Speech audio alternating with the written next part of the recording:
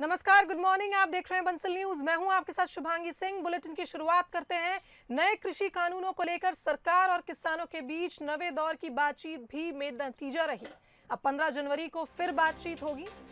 इसी बीच 11 जनवरी को किसान आंदोलन को लेकर सुप्रीम कोर्ट में सुनवाई भी होनी है। बातचीत के दौरान किसानों के तेवर काफी कड़े रहे। किसानों ने सरकार पर आरोप भी लगाया कि शायद सरकार का मन मामले के निपटारे पर नहीं है।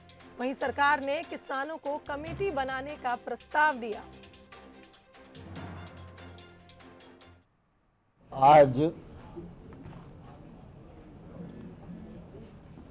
भारत सरकार की किसान यूनियन के साथ वार्ता 2 बजे प्रारंभ हुई। वार्ता में तीनों कानूनों से संबंधित ही चर्चा होती रही, लेकिन कोई निर्णय आज नहीं हो सका और यूनियन और सरकार दोनों ने मिलकर ये तय किया है कि 15 जनवरी को पुनः दोपहर 12 बजे वार्ता के लिए इकट्ठा होंगे और मुझे आशा है कि 15 तारीख की जो बैठक होगी उसमें कोई समाधान ढूंढने में हम लोग सफल होंगे। वहीं किसान संगठन सरकार के इस चर्चा के बाद राहुल गांधी का तंज सामने आया। उन्होंने ट्वीट कर कहा कि नियत साफ नहीं है जिनकी तारीख पर तारीख देना रणनीति।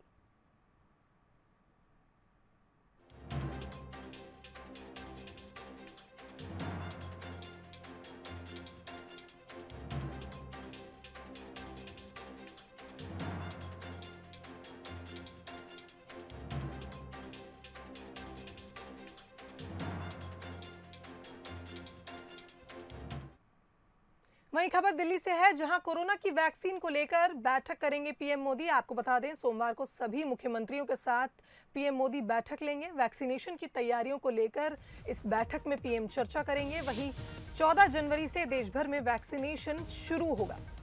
पहले फेज में 3 crore health workers, frontline workers को टीका लगाया जाएगा और इसी सिलसिले में पीएम मोदी सोमवार को चर्चा करेंगे।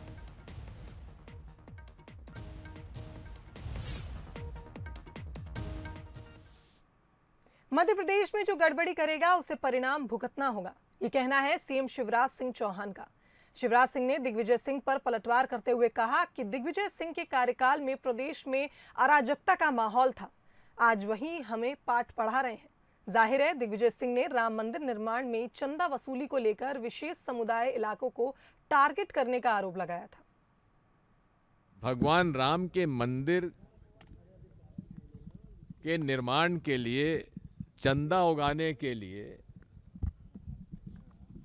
मोहल्लों में हथियार, लाठी, तलवार, भड़काने वाले नारे लगाकर और विशेषकर टारगेट किया जा रहा है मुस्लिम मोहल्लों को। मैं इसका विरोध करता हूं। जो लोग चंदा वसूली कर रहे हैं राम मंदिर निर्माण का,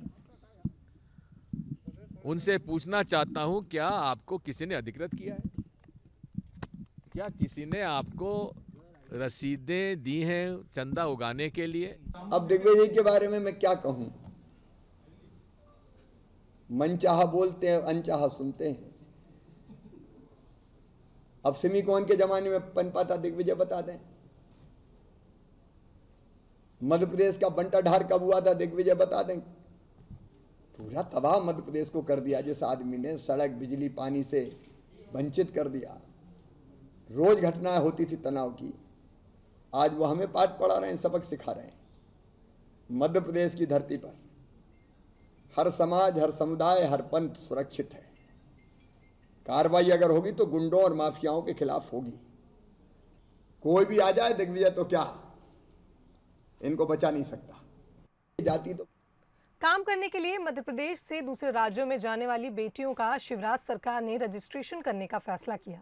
इसको लेकर सीएम शिवराज सिंह का कहना है कि काम के लिए कुछ लोग बेटियों को गांव से दूसरे शहर ले जाते हैं और कुछ दिनों बाद कई बेटियां गायब हो जाती हैं, जिसको ध्यान में रखते हुए वो अब बेटियों की सुरक्षा के लिए एक अभियान चलाने जा रहे हैं और बाहर काम करने जाने वाली बेटियों का रजिस्ट्रेशन किया जाएगा। और वैसी व्यवस्था बना रहे हैं जिससे समस्या आने पर बेटियों को मदद मिल सके। संख्या में काम धंधे के लिए जाने में कोई आपत्ति भी नहीं है अगर गांव के बाहर काम मिलता है तो, लेकिन उनकी सुरक्षा अहम है और इसलिए उनको ढूंढेंगे भी। एक अभियान इसके लिए चलेगा। और दूसरी बात, मैंने ये व्यवस्था बनाने के निर्देश दिए कि गांव से कोई बेटी अगर बाहर काम के लिए जाती है, उसको अभी फाइनल कर रहे हैं, तो बाकायदा रजिस्ट्रेशन होगा। कहाँ काम करने के लिए जा रही है पता पहले उनको देना पड़ेगा। एक नंबर भी रहेगा, जहाँ कोई दिक्कत आए तो बेटियां कॉल कर सकती है और सहायता मांग सकती है, सहयोग मांग सकती है। वहीं भोपाल के मिंटो हॉल में महिला स्व सहायता समूहों को संबोधित करते हुए सीएम शिवराज सिंह चौहान ने कहा कि समूहों को समृद्ध बनाने में सरकार कोई कसर नहीं छोड़ेगी। जरूरत पड़ी तो देश ही नहीं बल्कि विदेश में भी इनके उत्पाद बेचने की कोशिश की जाएगी। सरकार इनके बनाए उत्पादों की ब्रांडिंग और मार्केटिंग में मदद करेगी।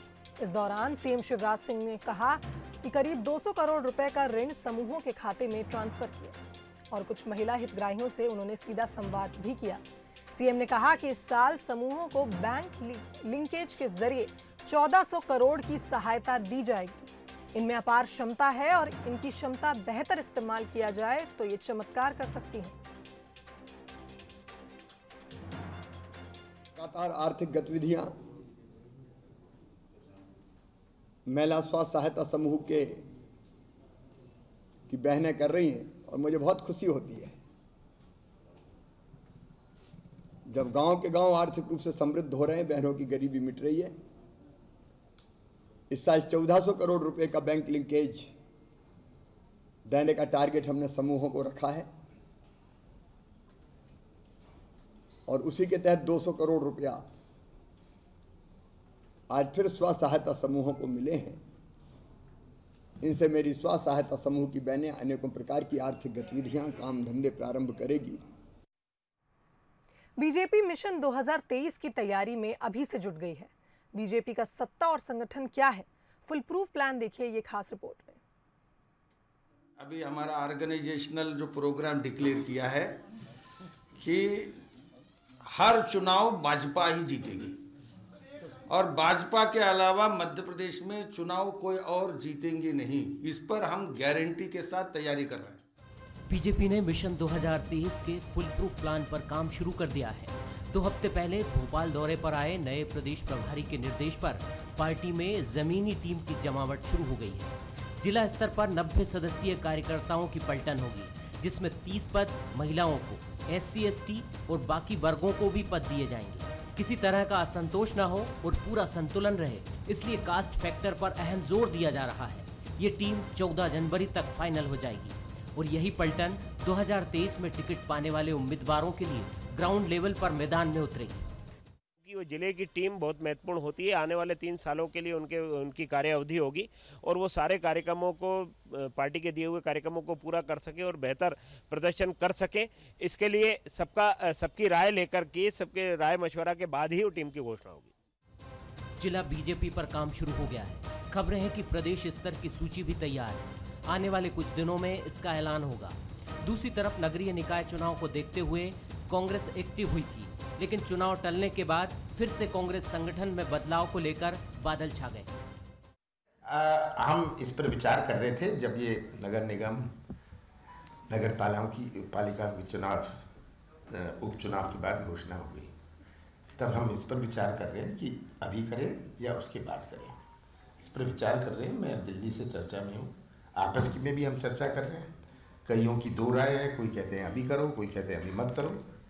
तो इसमें एक प्रकार की मोटा सहमति बना के हम एक्शन लेंगे।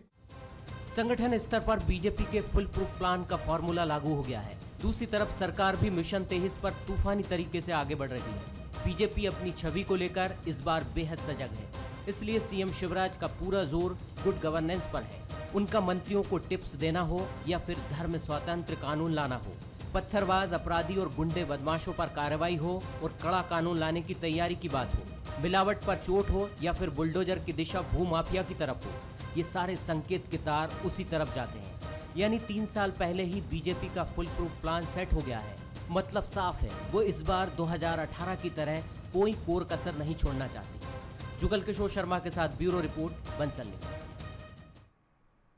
वहीं इंदौर पहुंची आदिम जाति कल्याण मंत्री मीना सिंह के एक बयान ने धर्मांतरण को लेकर नए बहस को जन्म दे दिया है। मीना सिंह ने मांग की है कि आदिवासियों को गैर हिंदू बताने वालों के खिलाफ राजद्रोह का मामला दर्ज होना चाहिए। उन्होंने आरोप लगाया है कि कुछ संस्थाएं और सियासी दल आने वाले वक्त में होने वाली जनगणना में आदिवासियों को गैर हिंदू लिखवाने पर प्रेरित कर रहे हैं, जबकि आदिवासी प्राचीन काल से हिंदू परंपरा को मानते हैं और इसके कई सबूत भी हैं। पिछले कई सालों से आदिवासियों को बरगलाया जा रहा है और उनका धर्मांतरण किया जा रहा है। देखिए, जो हमारे आदिवासी समाज है वो आज से नहीं, पीढ़ी दर पीढ़ी हमारी हिंदू परंपराओं को मानते आ रहे हैं। कुछ ऐसे लोग लगे हैं समाज को बांटने के लिए, कुछ राजनीतिक दल के भी लोग हैं, कुछ ऐसे संगठनों के लोग हैं कि अब ये चूंकि 2021 में अभी जनगणना होना है, तो जनगणना में उनका ये कहना है कि आदिवासी भाइयों को भड़काने में लगे हैं कि आप हिंदू नहीं हो, गैर आदिवासी करके दर्ज कराओ। तो देखिए, जो भी आदिवासी समाज के जो हमारे लोग हैं वो सब जागरूक हैं, इन सब चीज़ों को समझते हैं। ऐसा कुछ नहीं होगा, कुछ पहले भी कहीं हुआ होगा, उन सब चीज़ों में सुधार लाने का प्रयास हो रहा है। और हमारा तो ये कहना है कि जो भी इस तरह का प्रयास करेंगे उनके ऊपर तो बिल्कुल राष्ट्रद्रोह का मुकदमा लगना ही चाहिए। डबरा विधायक सुरेश राजे ने अवैध उत्खनन को लेकर मोर्चा खोल दिया है। सुरेश राजे का कहना है कि पूरी विधानसभा क्षेत्र में रेत का अवैध उत्खनन हो रहा है। हर जगह पनडुब्बी के जरिए रेत निकाली जा रही है और प्रशासन कोई कार्रवाई नहीं कर रहा है। विधायक ने कहा कि प्रशासन की मिलीभगत से अवैध उत्खनन जारी है। अवैध उत्खनन करने वालों के खिलाफ कार्रवाई होनी चाहिए।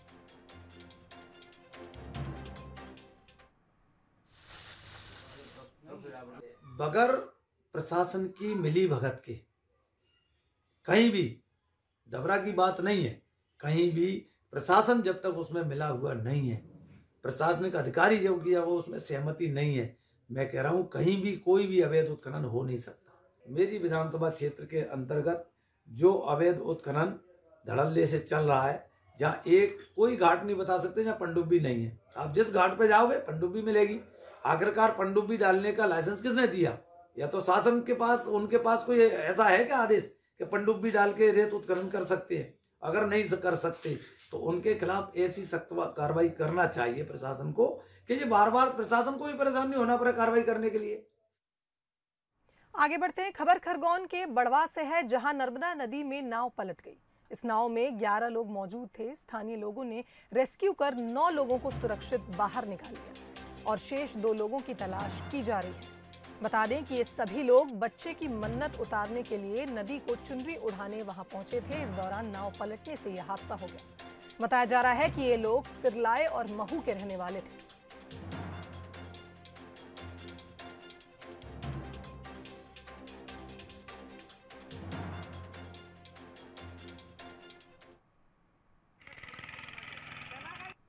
उसमें कुछ परिवारजन जो है वो मान चढ़ाने के लिए यहाँ पे आए थे। अपना नर्मदा नदी का तट है मोड़ टक्का के पास से, और वो एक नाव पे सब सवार थे, करीब 11 लोग। और बीच इसमें आकर यहाँ पे जो ये पिलर्स हैं इसकी पुल की, उससे टकरा के कहीं ना कहीं वो पलट गई नाव और जो 11 लोग थे वो पानी में गिर गए। और तत्काल जो मौके पे लोग मौजूद थे उनके द्वारा प्रयास करके 9 लोगों को बचाया गया है और 2 लोग अभी भी मिसिंग हैं। इन लोगों का पता लगाया जा रहा है और कोशिश की जा रही है जल्द से जल्द उनको ट्रेस किया जाए। वहीं खबर नागदा से, जहां ट्रेन में चढ़ने के दौरान एक महिला नीचे गिर गई। आपको बता दें, प्लेटफॉर्म और ट्रेन के बीच महिला फंस गई। इंदौर से नई दिल्ली जा रही थी ये ट्रेन। उसी दौरान ये हादसा हो गया, लेकिन आरक्षक की सतर्कता से महिला की जान बच गई। पास में लगे सीसीटीवी में पूरा हादसा कैद हो गया। तस्वीरें हम देख सकते हैं किस तरह से महिला की जान वहां पर मौजूद लोगों ने आरक्षक की मदद से बचाई। और इंदौर से नई दिल्ली ये ट्रेन जा रही थी, तभी महिला ट्रेन में चढ़ रही थी और उस दौरान वो नीचे गिर गई और प्लेटफॉर्म और ट्रेन के बीच में आ गई थी महिला, जिसको आरक्षक की सतर्कता से बचा लिया गया।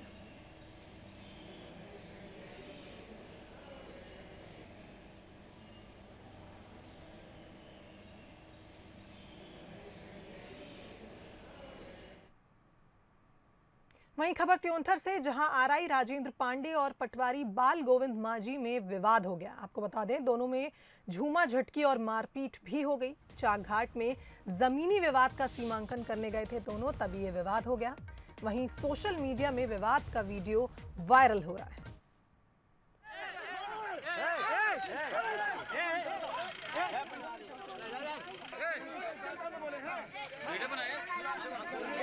तो हम तस्वीरों में देख रहे हैं किस तरीके से मारपीट हो रही है। दोनों में जमकर मारपीट और झूमा झटकी हुई। चाकघाट में जमीनी विवाद का सीमांकन करने गए थे दोनों, इस दौरान ये विवाद हो गया, जिसके चलते दोनों मारपीट पर उतर आए।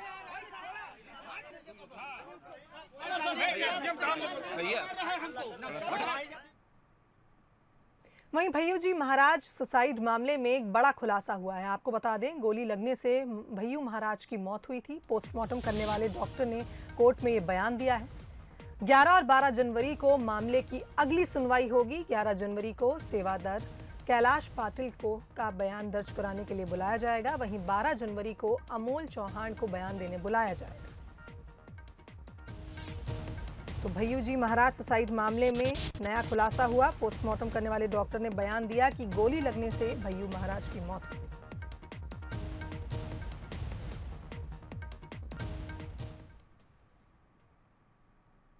वहीं उज्जैन में एक लव जिहाद का मामला सामने आया है। आरोपी ने नाम बदलकर नाबालिग से पहले दोस्ती की और नाबालिग को अपने साथ बहला फुसला कर ले गया। आरोपी को पुलिस ने पीथमपुर से गिरफ्तार कर लिया है। चिमनगंज थाना क्षेत्र का ये मामला बताया जा रहा है।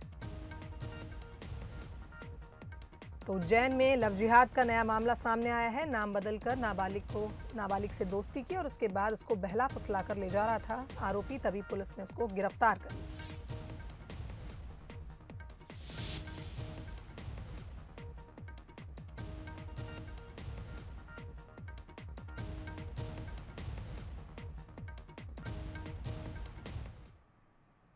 सियासत इतनी आसान भी नहीं होती। नेताओं को इसके लिए बड़े पापड़ बेलने पड़ते हैं और कई बार वो ऐसे अजीबोगरीब हालात में फंस जाते हैं जिसमें उनका मजाक भी उड़ता है। मंदसौर में एक कांग्रेस नेता के साथ कुछ ऐसा ही हुआ।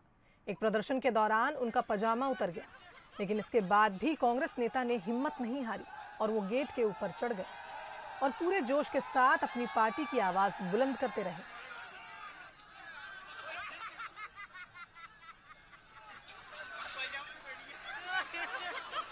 तो तस्वीरों में हम देख सकते हैं किस तरीके से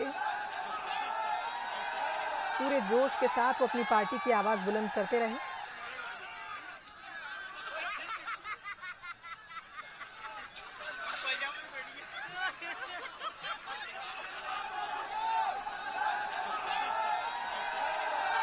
तो नेता कई बार ऐसी अजीबोगरीब हालत में फंस जाते हैं जिसमें उनका मजाक भी उड़ता है, लेकिन उन्होंने हिम्मत नहीं हारी और वो गेट के ऊपर चढ़ गए और पूरे जोश के साथ अपनी पार्टी की आवाज बुलंद करते रहे।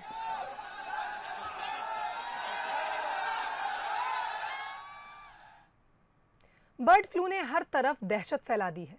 रोजाना सैकड़ों कौए काल के गाल में समा रहे हैं और अब मुर्गे मुर्गियों के शिकार होने की आशंका है।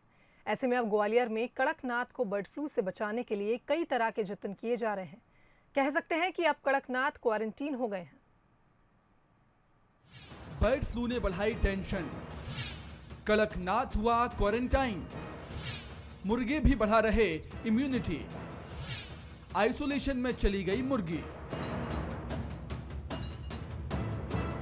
जब कोरोना पीक पर था उस वक्त कड़कनाथ लोगों की इम्यूनिटी बढ़ाने का काम कर रहा था, लेकिन समय बदलते देर नहीं लगी। अब कड़कनाथ को खुद इंसानों की तरह इम्यूनिटी बढ़ाने की नौबत आ गई। बर्ड फ्लू से बचाव के लिए ग्वालियर के कृषि विज्ञान केंद्र में पल रहे कड़कनाथ की इंसानों की तरह इम्यूनिटी बढ़ाने की कोशिश की जा रही है। कड़कनाथ को हल्दी वाला पानी दिया जा रहा है, विटामिन की दवाइयां दी जा रही हैं, साथ ही आसपास दवाओं का छिड़काव भी किया जा रहा है ताकि वायरस को खत्म किया जा सके। बर्ड फ्लू में जो कृषि विज्ञान केंद्र में कड़कनाथ है, तो एक तो उनको जो B904 करके एक दवाई आती है, उसका जो पोल्ट्री हमारा फार्म है जो चारों तरफ उसका स्प्रे करते, अंदर भी स्प्रे करते, जिससे का जो रोगाणु और जो विषाणु और कीटाणु वो नहीं पनपते। एक तो वो करते हैं, वो 8 दिन में 2 बार उसका स्प्रे करते। साथ ही साथ में सुबह करीब 8-9 बजे बिल्कुल एकदम ताज़ा पानी होता, ताज़ा नहीं रहता, थोड़ा हल्का कुनकुना नहीं, ताज़ा पानी रहता, उसमें हल्दी डाल के मुर्गों को देते हैं, जिससे क्या है उसकी इम्यूनिटी थोड़ा डेवलप हो। कोरोना काल में जिस तरह इंसानों को क्वारंटीन किया गया, कुछ उसी तरह की व्यवस्था यहाँ भी है। ना तो बाहर के मुर्गों को यहाँ लाया जा रहा है और ना ही यहाँ के मुर्गों को बाहर भेजा जा रहा है, ताकि वायरस एक जगह से दूसरी जगह तक ना फैल सके। और अभी कड़कनाथ और जो देशी मुर्गे, अभी किसी मुर्गी में तो अभी बर्ड फ्लू के कोई लक्षण नहीं दिखे हैं और ईश्वर से प्रार्थना करते हैं शायद ऐसा होगा भी नहीं। अगर लोग जितने हमारे पोल्ट्री फार्मर्स हैं, अगर वो एहतियात बरतते हैं, अच्छे ढंग से स्प्रे करें, साफ़ सफाई करें, एक ही लोग आए, दूसरा न तो अपने मुर्गों को बाहर भेजें, न बाहर के मुर्गों को अंदर ले आएँ, चूना का उपयोग करें, बायोमिनरल विटामिन लें, हल्दी का पानी दें, इससे निश्चित तौर पर मुर्गों की इम्यूनिटी डेवलप होगी और बर्ड फ्लू से बचाव किया जा सकता है। कहते हैं समय का कोई भरोसा नहीं होता है, कुछ ऐसा ही हाल कड़कनाथ का है। अचानक बर्ड फ्लू जैसी बीमारी ने दस्तक दी तो कड़कनाथ की दिनचर्या भी पूरी तरह बदल गई और कभी इंसानों की इम्यूनिटी बढ़ाने वाला कड़कनाथ आज खुद की इम्यूनिटी बढ़ाने के लिए जद्दोजहद कर रहा है। प्रहलाद सेन, बंसल न्यूज, ग्वालियर। महाकाल की नगरी उज्जैन में बाबा के कई रूप हैं, लेकिन हम आपको अंगारेश्वर महादेव के बारे में बताने जा रहे हैं।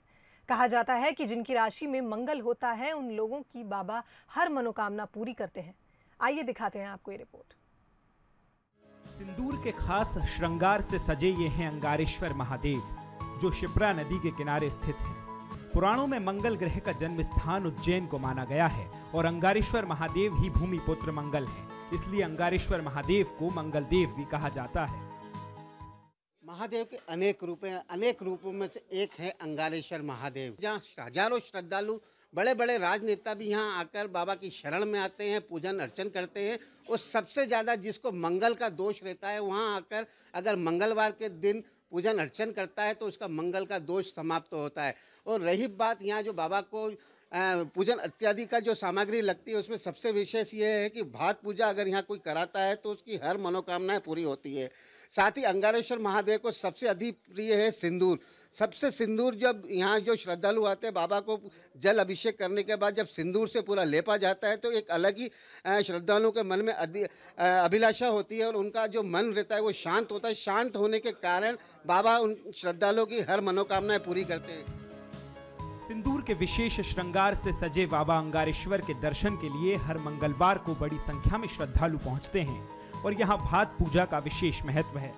कहा जाता है कि जो मंगलवार की चतुर्थी के दिन अंगारेश्वर का दर्शन, व्रत और पूजन करते हैं, उन्हें संतान, धन, भूमि, संपत्ति, यश की प्राप्ति होती है और साथ ही यहाँ से वास्तु दोष, भूमि दोष का निवारण होता है और विवाह में मांगलिक दोषों के कारण आ रही समस्याएं भी यहाँ से हल हो जाती हैं। विवाह के पश्चात कि मुझे कि ये आपका मंगल दोष है और यहाँ जाने से, तो मैंने खुद ने ये देखा है, महसूस किया है कि तब से मैं बाबा के दरबार में आ रही हूँ, तब से मुझे अपने जो जीवन में जो परेशानियाँ थी उनमें मुझे मतलब उनसे लड़ने के लिए प्रयास मिला है और शक्ति मिली है। और यहाँ आने से एक अपने अंदर से एक ऐसी अनुभूति होती है कि हम एक सुख की तरफ जा रहे हैं। मेरा अंगारेश्वर महादेव पे बहुत विश्वास है। मेरा तो इन्हीं पर मैं बहुत सालों से आ रही हूँ। वो बाबा को सिंदूर बहुत प्रिय है और मैं आशा लेके आती हूँ कि मैं अच्छे सा वर मिले और अच्छी लाइफ हो, सक्सेसफुल लाइफ हो, अच्छा फ्यूचर हो। उज्जैन जो बाबा महाकाल की नगरी है, उज्जैन जो धार्मिक स्वरूप में शिप्रा नदी के घाट का प्रमुख स्थान है, उज्जैन जहां 12 ज्योतिर्लिंगों में से एक है, ऐसी धार्मिक नगरी में अंगारेश्वर महादेव का खास स्थान है। जो यहाँ आता है बाबा उसकी हर मुराद पूरी करते हैं। धार्मिक नगरी कई ऐसे रूप है महादेव के, अलग अलग प्रकार से श्रद्धालुओं को दर्शन देते हैं। और ये अंगारेश्वर महादेव तो कहा यह जाता है कोई भी छोटा हो, राजा हो, रंग हो, चाहे बड़े से बड़ा नेता हो, वो भी बाबा अंगारेश्वर के आके धोख देता है। गगन परियार के साथ संतोष कृष्णानी, बंसल न्यूज, उज्जैन। तो इस बुलेटिन में फिलहाल इतना ही। आप देखते